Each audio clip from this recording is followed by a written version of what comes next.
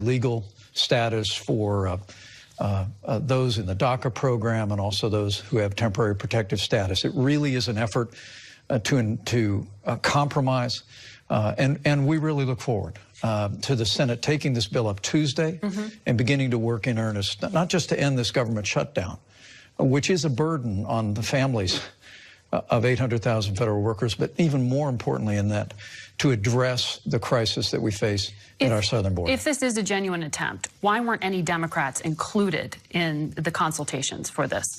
Well, Margaret, we've been talking to Democrats. Who? Over the last 4 weeks. Well, first, the president's met repeatedly with Democrat leadership all the way through. A week ago last Wednesday. But Democratic leadership says this is a non-starter. Well, look, that meeting in the Situation Room a week ago Wednesday, the president looked at Speaker Pelosi and said, okay, if I gave you everything you wanted, if I signed legislation for funding most of the government, and had a 30-day extension on Homeland Security, he said to her, I was sitting there, he said, would you give me funding to secure the border and a wall? And she said no.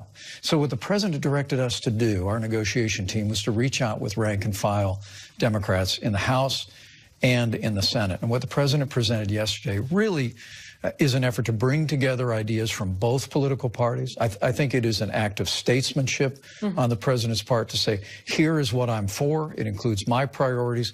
It includes priorities that Democrats have advanced for some period of time. And we believe it provides a framework for ending this impasse, securing our border, and reopening government. I didn't hear you say which Democrats are supporting it, though. Right. And you need that. Well, the president met this week, we all did, with the Problem Solvers Caucus. I think we all know who was there, and we were grateful for their presence. But we've had good conversations with Democrat members of the Senate. But look, their leadership has discouraged them in the House and the Senate from engaging the administration, so I want to respect those conversations. But I think what the American people saw the president do yesterday was say, I want to set the table for us resolving this issue in a way that achieves his objectives to secure the border, end the humanitarian and security crisis, end the government shutdown, but also to bring together the Democrats' priorities to accomplish that. That's what the American people expect us to do. And honestly, the hearts and minds of the American people today are thinking a lot about it being the weekend where we remember the life and work of the Reverend Dr. Martin Luther King, Jr. One of my favorite quotes from Dr. King was, now is the time to make real the promises of democracy. You think of how he changed America. He inspired us to change through the legislative process to become a more perfect union. That's exactly what President Trump is calling on the Congress to do. Come to the table in a spirit of good faith. We'll secure our border, we'll reopen the government, and we'll move our nation forward, as the president said yesterday, to even a broader discussion about immigration reform in the months ahead. You've said that this offer on the table is not amnesty. The president this morning tweeted something that I'd like you to clarify, though. He said, amnesty will be used on a much bigger deal, whether on immigration or something else. Was that an offer for a path to citizenship? Well, I'll let the president's words stand. But do you know what he meant? Yes, I do. What was it? At the end of his remarks yesterday, he made it very clear that while this proposal is it's funding to secure our border, to build a steel barrier on the southern border, to give additional resources that the Department of Homeland Security has requested in terms of personnel and facilities and detection technologies, as well as humanitarian assistance. But the president's also said he's more than willing, in this legislation that comes to the floor of the Senate on Tuesday, to extend temporary relief to people that are in the TPS program as well as the DACA program. But at the end of that speech, I hope the American people heard him. So once we move past this impasse, once we begin to build more trust between the parties, this is a president who is absolutely determined to fix our broken immigration system in this country. But he has always said it all begins with border security. Will he come down from that $5.7 billion ask? Is that also up for negotiation? Well, look, that's the president's request, and the Senate leadership has agreed to bring the bill to the floor with our request for funding for the wall and all the other resources. But look, we recognize The legislative process is a process of give and take. The Democrats want to bring amendments or recommendations forward. I know the president will give them due consideration, but the president's absolutely determined to build a steel barrier on the southern border in the 10 priority areas that the Department of Homeland Security said that we need a physical barrier. It's roughly 234 miles. It's not from sea to sea. It's 234 miles of additional steel barrier. And frankly, you look back at prior administrations, you know, virtually the last 4 presidents have all built similar barriers on the southern border, including President Obama. And we just want to respond to the needs that we have to secure our border. But once the legislative process goes forward, I know President Trump will be listening to recommendations from the other party. There was an Inspector General report this week that said that the Trump administration actually separated far more children from their parents than initially reported, more than the 2,700. In fact, they couldn't put a figure on it. Do you regret that policy? Well, the president reversed that policy. And now we have in place. But do you regret what happened to the more than 2,700 children and parents? I think we regret not only that circumstance, but what's driving that circumstance. It's one of the reasons why the president had Secretary Nielsen negotiate with Mexico that going forward, we'll be able to allow families to remain in Mexico while they apply for asylum. And it would obviate the need to bring them into our system that is ill-equipped to handle the extraordinary influx of families and unaccompanied minors that's coming across our border today. A majority of the 60,000 people that are detained attempting to come into our country illegally every single month, more than 2,000 a day, are now families and unaccompanied children. We now have an arrangement with Mexico where those families can remain in Mexico. The president in his proposal also recommended that we allow children to apply for asylum in the Central American countries. Look, the human traffickers and the cartels take American cash to entice families to send either their family or their children on the long and dangerous journey north. We want that to end. These reforms will advance that from ending. But look, it's time for Congress to come to the table. I do want to, I'm sorry to interrupt you, but I do want to ask you two quick things, since it's so rare we get time with you. Do you care to comment on this BuzzFeed report that the special counsel seemed to have found some issue with, but wasn't specific? What part of this report was inaccurate? Well, the special counsel said that the report of BuzzFeed was inaccurate, and frankly, the response by many in the national media to take it at face value and engage. Well, what part of it was wrong? In hyperventilating about accusations against the president was really a disgrace. Look. But you don't know which part of it was inaccurate. There is an obsession in this town. Look, we've fully cooperated with the special counsel. Over 1 million documents. We'll continue to fully cooperate. I'll let the special counsel address that issue. The president has maintained that he did nothing wrong. But look, what the American people saw this week was the obsession of many in the national media, and frankly, some Democrats on Capitol Hill, to assume the worst about this president. Well, that's why I wanted you to. And frankly, we appreciate the special counsel. Was inaccurate. We appreciate the special counsel making it clear that that report was inaccurate. Noted. And look, the special counsel is going to complete his work, and we're going to continue to focus on the issues that are most important to the American people. Very quickly, 4 Americans were killed in a suicide attack in Syria this week. That same day, you gave a speech and said the ISIS caliphate was defeated. Do you regret, in hindsight, saying that? Well, first and foremost, their deaths seem to contradict what you said. Well, look, first and foremost, we're deeply saddened at the loss of these 4 brave Americans, and we were praying, especially yesterday, when the president joined their families at Dover Air Force Base. I mean, their contributions to our national security will forever be enshrined in the hearts of the American people. But look, President Obama withdrew American forces from Iraq. Should you have said that? Well, let me be clear. President Obama withdrew American forces from Iraq precipitously in 2011. ISIS rose up virtually out of the desert, overran vast areas of Iraq and Syria. Now.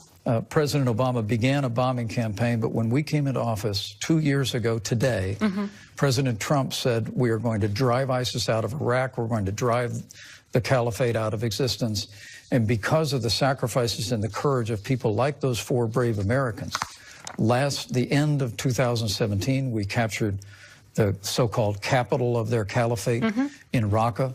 The ISIS state has been defeated. But as I said in that very same speech, the president wants to bring our troops home, but he also wants to make sure that we hand off the fight against ISIS in Syria, what remains of ISIS in Syria, to our coalition partners, and that we continue to support them with American assets in the region. The ISIS caliphate has crumbled thanks to the courage of our armed forces and our allies in the region, but America is going to continue to support the effort until we drive any remnants of ISIS from the region and from the face of the earth. Mr. Vice President, thank you for your time today. Thank you, Margaret. Next up, we'll speak to House Democrat Congressman Adam Schiff. Well, I think the Vice President and President know that what the President announced yesterday was not going to go anywhere. It wasn't really intended to. It was I think, an effort to prop up the President's sagging poll numbers. But it did nothing to get us closer to ending the shutdown. The President announced the shutdown, said he'd be proud of it. He is proud of it. He needs to put an end to it, and that's what we hoped we might hear from the President. Look, people have suffered enough. Federal employees are going without another paycheck. I'm going to put an end to this and continue the negotiations. That's what he should have done. That's what a real president would do.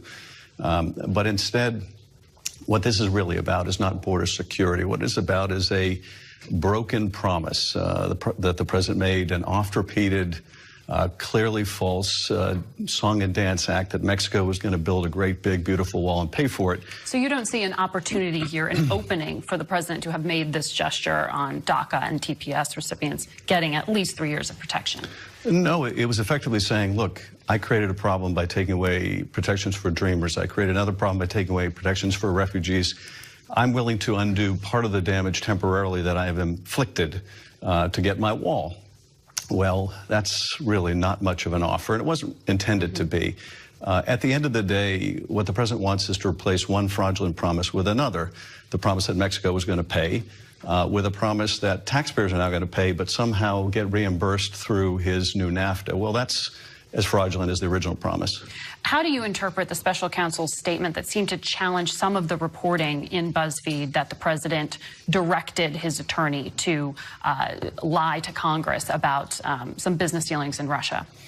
Well, I assume that this was prompted by the reaction to that BuzzFeed report, but also it may have to do with the special counsel's wanting to be able to use Michael Cohen as a witness in further prosecutions.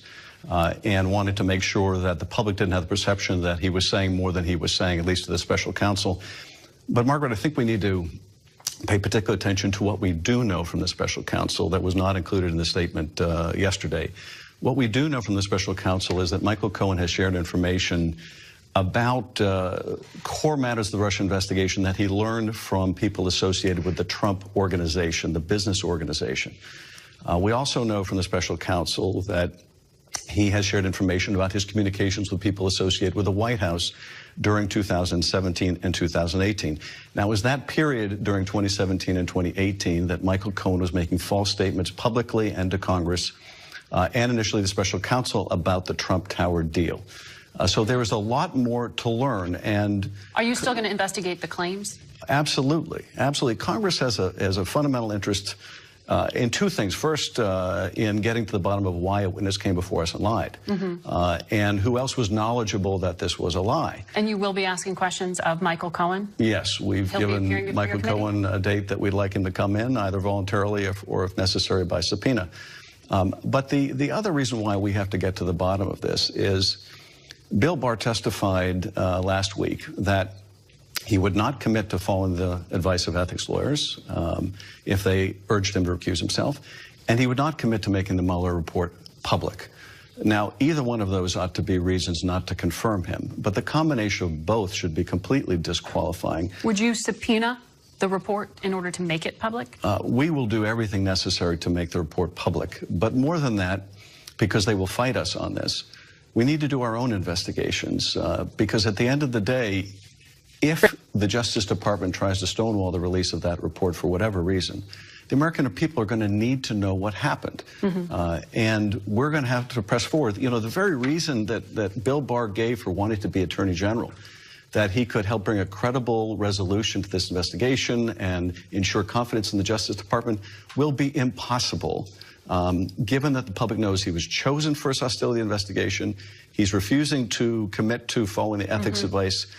And should he attempt to bury any part of this report, there's no way that a majority of Americans will have confidence in the result. If the president knew Michael Cohen was going to lie to Congress, but didn't explicitly tell him to lie, is that a problem for you? Is there something you can do about that? What is it classified as? Is that obstruction of justice?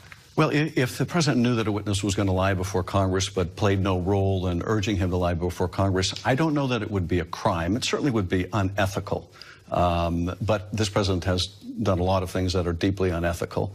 But the question remains, and Rudy Giuliani, I guess this morning said that he's not writing off the possibility that the president did talk to Michael Cohen about his testimony, or that others may have as well. And we need to know exactly what those conversations were. They're certainly not protected by any kind of a privilege.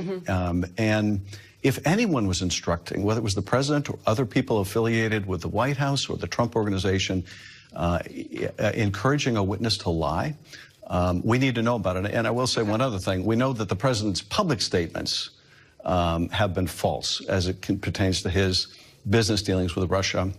And so the combination of his public falsehoods with false testimony before Congress certainly contributes to a picture of obstruction of justice. We will continue to track that. Thank you very much, Congressman. Thank you. We turn now to Louisiana Republican Senator John Kennedy, who sits on the committee responsible for keeping the Department of Justice in check. He joins us this morning from New Orleans. Senator, would you like to respond to anything that the congressman said there? And what is your interpretation of the special counsel's statement regarding this report? My understanding, Margaret, and I sat through every minute of the hearing, is that there is an FBI rule that says an investigation report is not released. It's given to the Attorney General, and the Attorney General reports on the report. Now, I've said how I feel about it. I think they ought to release Mueller's report for a couple of reasons. Number one, it's going to leak anyway. Washington, D.C. leaks like the Titanic. And number two, I think the American people have a right to know. If there's a rule that gets in the way, I hope that Mr. Barr will consider waiving it. But is anybody is that a factor in you deciding to vote him in for confirmation? No, I think Barr's eminently qualified. And you're a yes vote. But anybody who thinks, yes, if anybody who thinks this report is going to remain confidential has been smoking some of that medicinal marijuana. But back to the question about the report in BuzzFeed regarding whether the president directed his attorney to lie. What do you understand the special counsel's comment on that to mean? I found that what happened with respect to the BuzzFeed article, it was embarrassing. I think the First Amendment was bruised. Look, reporters make mistakes. We all do. Well, BuzzFeed stands by it. I understand. BuzzFeed's also has to answer to the fact that the Mueller said it's not true. And what surprised me was not that somebody made a mistake, intentional or not, but it was just it was astonishing to me that so many folks didn't stop and say, hey, you know, let's think about this. Could this be true? Who are the sources? Have these particular reporters had problems before? It was almost as if some of the reporting was not reporting, it was wishful thinking, and I think that hurts the First Amendment. Senator, I'm coming up against time, so I'm going to ask you briefly, will you vote for the proposal put forward by the president to end the shutdown? Yep, it represents progress, not perfection, but progress. Ms. Pelosi's response was predictable, but I can promise you that the more centrist Democrats right now are glad the president put something on the table. Third point I'll make is I talked to the president about this issue for about an hour last week. And If you bring a plan to him that doesn't include a wall, it's dead as 4 o'clock. Senator Kennedy, thank you very much for your... Welcome back to Face the Nation. We now go to Senator Kirsten Gillibrand. She's a Democrat from New York and the newest contender in the 2020 Democratic presidential primary. She joins us this morning from Des Moines. Senator, welcome to Face the Nation. Thank you, Margaret. You have said that you are a no on the president's proposal here to end the shutdown. Why isn't the offer of 3 years of protection for DACA and TPS recipients enough of a start for you? Well, he's the one who got rid of DACA protection in the first place. And to offer a temporary respite, it doesn't. If you talk to any DACA recipient in America today, they're anxious, they're worried, they're concerned. They might be at school, they don't know if they can finish school, they might be getting married. Their lives are being upended, and this president has no compassion. So I don't think you should even consider this, because it's 3 years, it's just DACA. Why not all the dreamers? Why not a permanent pathway to citizenship so they actually can have certainty about their lives? What it really shows is his lack of compassion and empathy for people that are suffering. And I think it's a non-starter. The president said this morning in a tweet that amnesty could be part of a broader deal down the line. Do you take him at his word on that? No, I don't. I don't take him on his word on anything. If he really cares about this, he would open up the government, stop the 800,000 people that didn't get a paycheck last week, stop their suffering. Some people can't pay for medicines, food, heat, mortgages, rents. It just shows a callousness that is unacceptable. And so open the government, pay the people, pay our public servants, and then get to the business of talking about a comprehensive immigration reform. But to offer him a 3-year DACA deal is just not, it doesn't accomplish what we need to accomplish. It's not enough, and I think it's cynical. An RNC spokesperson issued a statement after you declared your candidacy, saying if you looked up political opportunism in the dictionary, Kirsten Gillibrand's photo would be next to it. From jumping on the abolish ICE bandwagon to turning on the Clintons, she always goes where the political wind blows. How do you respond to that? Well, those are political attacks, so not rooted in any truth. But, you know, I am who I am, and I will fight for other people's kids as hard as I fight for my own. My heart has never changed, and I will fight for people. But some of your agenda has, which is what they're attacking there.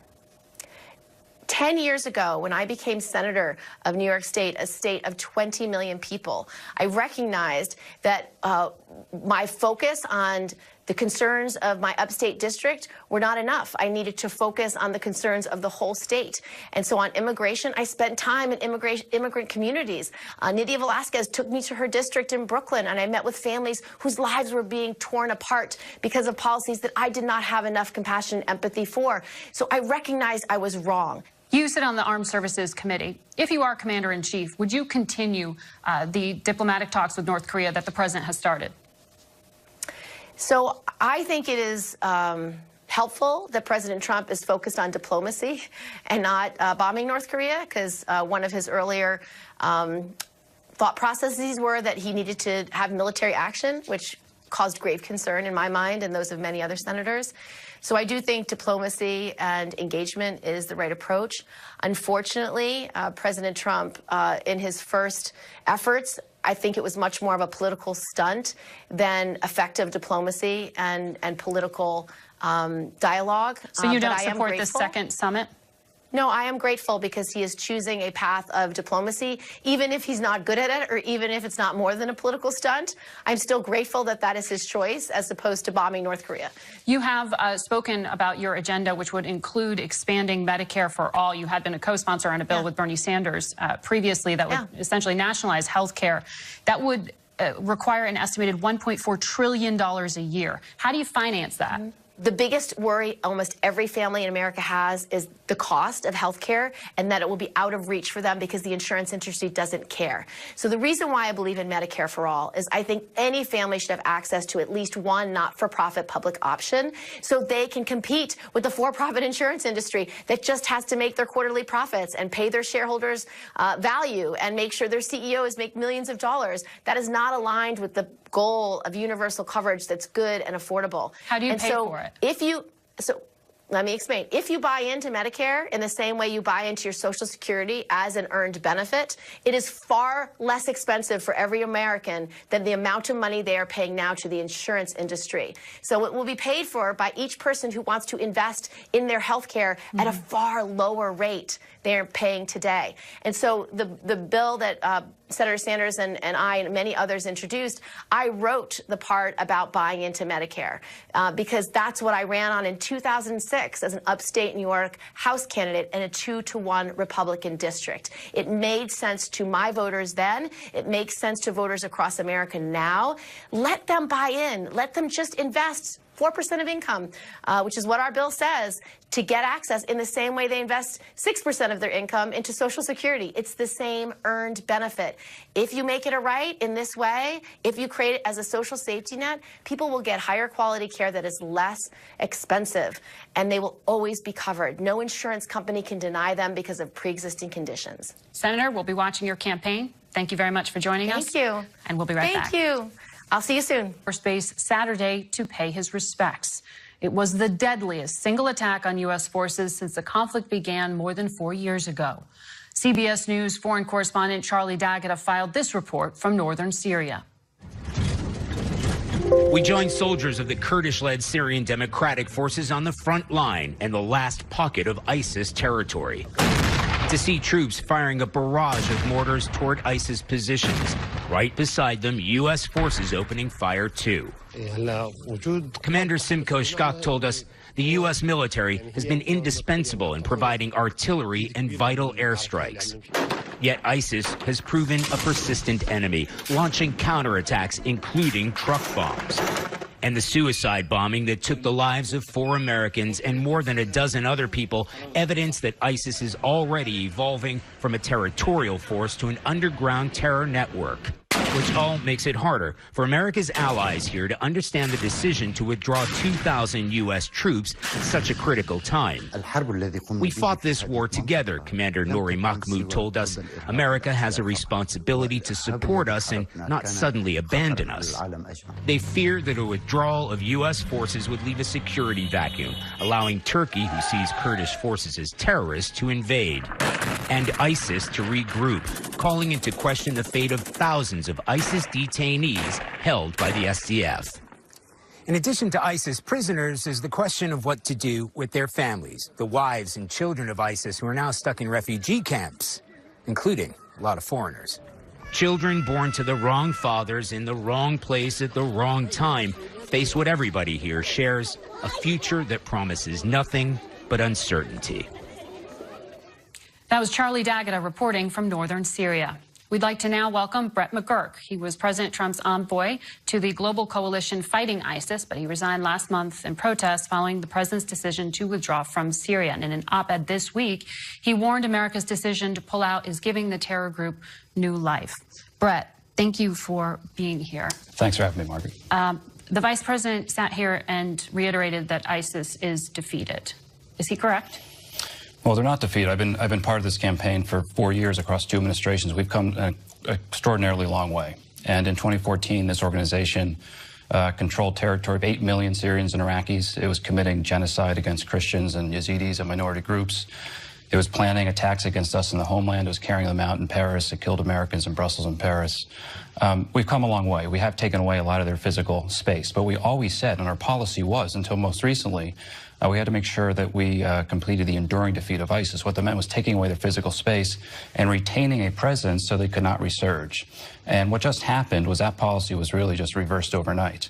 So as a leader of the coalition, we've been telling our partners on the ground and around the world, we built a coalition of 75 countries, that we were prepared to stay in Syria for some time. And on instructions from the White House, we were telling them we would stay in Syria until we completed the enduring defeat of ISIS, not just the physical territory. We'd stay in Syria until the Iranians left Syria, and also until there was a irreversible political progress in Geneva to end the ultimate civil war. We had told that to our partners on the ground. We had told that to our coalition partners, and it was reversed in a conversation between the president and a foreign leader. Leadership, American leadership really counts. Leadership built this coalition.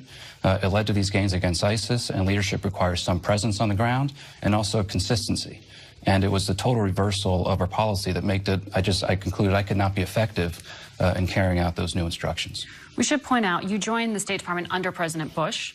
You then served under President Obama and then under President Trump. Can you clarify there? I point that out because you served Democrats and Republicans. Why did you resign specifically? Well, again, look, I did. The president has alleged it's political. Well, I've served all three administrations. I've worked on policies that I fully supported. You work on policies during the government that you might not support. You argue your case. In this case, I think the entire national security team had one view, and the president, in a conversation with President Erdogan, just completely reversed the policy.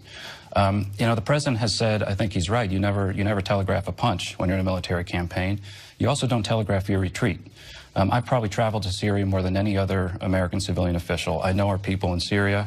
My heart is broken, and our thoughts are with the families and loved ones of those just killed. In this campaign in Syria since 2015, we've had 2 Americans killed in action. We built this campaign plan to answer for those who believe that we should not be overinvested in these conflicts. Americans are not fighting. We've built a force of 60,000 Syrians to do the fighting. American taxpayers are not spending money on civilian stabilization and reconstruction costs. The coalition is doing that. So it was a sustainable campaign plan, and we had the pieces in place as we defeated the physical caliphate to begin a very serious negotiation with some pretty hostile actors in Syria, including Russia. And we had worked with the Russians diplomatically, basically to draw lines on the map at the Euphrates River, and we said, look, you don't cross that river. If you cross that river, we'll kill you. And we have a map we can put up just so people understand that what you're saying is actually having a real-world impact on the ground, what President Trump did, and possibly lose the territory that the U.S. has cleared out? Well, the minute you announce to the world that you're leaving, a vacuum opens up and all the other powers in the region start making different calculations. And we have to work things out in Syria with Russia, and our presence on the ground matters. And the 2,000 to 3,000 Americans we have on the ground are not just any American soldiers. They are our most elite, most highly trained forces. Again, I visited them from the beginning of the campaign. I was one of the first civilians on the ground way back in the Battle of Kobani. They have done an incredible job. It is those forces that allow the force of the Syrian Democratic Forces with 60,000 Syrians that we have helped build and enable. They allow that force to be effective. If you simply pull out American forces without a plan for what comes next, it is going to open up a significant vacuum. I know the Vice President said we're going to look for coalition partners to take our place. As the former leader of the coalition, I just don't think that that is credible. I know what it takes in these coalition capitals for them to put their blood and treasure on the line with us. It takes American leadership and it takes American presence. And we've just told the world that we're no longer going to be present. So it'll have a dramatic ramification. And that's why what I wrote in the Washington Post, I think we have to really accept some hard truths. I think, number one, we are leaving. The president's made that clear. We are leaving. And that means our force should be really with one mission, to get out and get out safely. We cannot add additional missions onto our force while they are trying to withdraw under pressure, because withdrawing under pressure from a combat zone is one of the most difficult military maneuvers we can ask our people to do. And I think what you're sketching out here is, to put it plainly, how we withdraw. Accept that the president's mind is made up. But one of the issues you have here is that the way the president is doing this puts forces at risk and puts the gains at risk. Am I hearing you correctly? Announcing you're going to withdraw and without a plan, and believe me, there's no plan for what's coming next. Right now, we do not have a plan. It increases the vulnerability of our force. It increases the environment on the ground in Syria. This environment in northeast Syria has been fairly permissive and safe. Again, I've been there almost 20 times, and we have been very careful with this. It is increasing the risk to our people on the ground in Syria, and it'll open up space for ISIS. But what's most important is we cannot expect a partner such as Turkey to come in and take our place, or another coalition partner to take our place. That is not realistic. And if our forces are under order to withdraw, as at the same time they are trying to find some formula for another coalition partner to come in, that is not workable. That is not a viable plan. So when the Secretary of State says the U.S. military can strike ISIS or any threat in Syria from anywhere, you're saying that's not actually the case. Being on the ground matters. Well, having a presence on the ground is the critical force multiplier that has allowed us to defeat ISIS's physical space, to give us the intelligence to keep pressure on them, and pulling out all of those forces will have very significant repercussions, which we need to be ready for. Okay. Brett, say what to the discussion. He's a global opinions writer for the Washington Post, whose new book, Prisoner, is a gripping account of the 544 days he spent in an Iranian prison. And we have you both here because I think it's pretty interesting for us to talk to you at the same time the guy who negotiated your release is to the right of you. I don't think that's happened before. And Jason, it's good to see you in person as someone who covered your captivity. Thanks for having me on. One of the new details I learned in the book was just why you were arrested in the first place, and one of the more sort of absurd things you were told. The story has to do with avocados. Can you explain that? Yes, in 2011, I put up a Kickstarter project, you know, the crowdfunding website, to raise funds to bring avocados to Iran. I was trying to make a point, kind of tongue-in-cheek, about the fact that Iran is a country that's been isolated for so many years, and one of the manifestations of that is that they've been cut off from the world, and the great joys of the world, one of them being avocados. In the first night of interrogations, I was told that this was definitive proof that I was a spy. They didn't know what an avocado was, what this meant, what this was code for, but it was clearly something very nefarious. And I had to fight against that for 544 days. That kind of misunderstanding Exactly. as to why you were there. And you write about, I mean, for 40 years now, the U.S. and Iran have had extensive tension and arguments for a variety of reasons. One of them, the repeated taking of hostages or prisoners.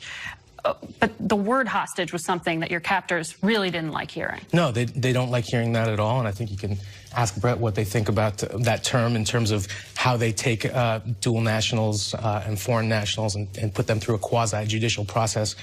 They don't like the idea, but I think that it's been as I write in the book, a 40-year industry for them that they continue to do. I'm part of a long line of people that started in 1979 with our American diplomats that were taken hostage. And unfortunately, the trend has continued today. About 3 weeks from now, the Islamic Republic will be marking its 40 years in existence. Just in the last 2 weeks, we've heard about another American, a Navy veteran, being held. So it didn't start with me, it didn't end with me, but it's something that obviously is heartbreaking to Americans and should stop. Brett, as someone who negotiated with Iran for the release of Jason and others, how difficult is it to actually have a prisoner swap or any kind of agreement? Since we have those Americans there now, do you think enough is being done? First of all, it's great to be here with Jason. Jason's book is terrific. It really brings you inside the mind of what Americans are going through in these prisons all around the world. In our process, it wasn't just Jason, about 5 other Americans. Jason was facing a potential death sentence. A U.S. Marine had been sentenced to death. It was reduced. He'd be in prison for another 5 or 6 years, and an American pastor, similar situation. So my negotiation was really the first that I'm aware of with the really hardline element of the Iranian regime, not Foreign Minister Zarif, President Rouhani, the really hardline element of the regime. We knew when they opened this channel, when I saw who I would be meeting with, that, yeah, these are the guys that would hold the prison keys for Jason and the other Americans. It was an incredibly intense 14-month process. There's absolutely no trust, obviously. There is extreme hostility. I don't know how many times I walked away from the table, raising my voice significantly. The Swiss helped facilitate this process. We're very grateful for Switzerland, but they were never in the room, but they'd be down the hall. But oftentimes they would actually come in the room because it was so heated during these talks. And the Iranians, because there's such a lack of trust, tried to renege on this deal all the way until the final moments. And in fact, until Jason and the other Americans and Jason's wife, who was a part of the deal, we wrote her into the deal, were on a plane and out of Iranian airspace, we still did not have confidence that this would actually happen. They tried to renege just the night before we got Jason on a plane, and we couldn't find Jason's wife. It was quite dramatic, but that was because of the fiefdom, the different competition within the Iranian regime itself. You never quite know are you talking to the right guy. In my process, we were talking to the right guy, and I was the first American they had ever met, and it was incredibly difficult. But it's the kind of hard diplomacy you have to do to get things done in the world. Well, in that swap, one of the things that people remember from that is the fact that you were released the same day the nuclear deal with Iran went into effect, and this transfer of money from this financial dispute between the U.S. and Iran went through, about $1.7, $1.8 billion, and became this legendary story of a plane full of cash. What is the truth there? Yeah, there's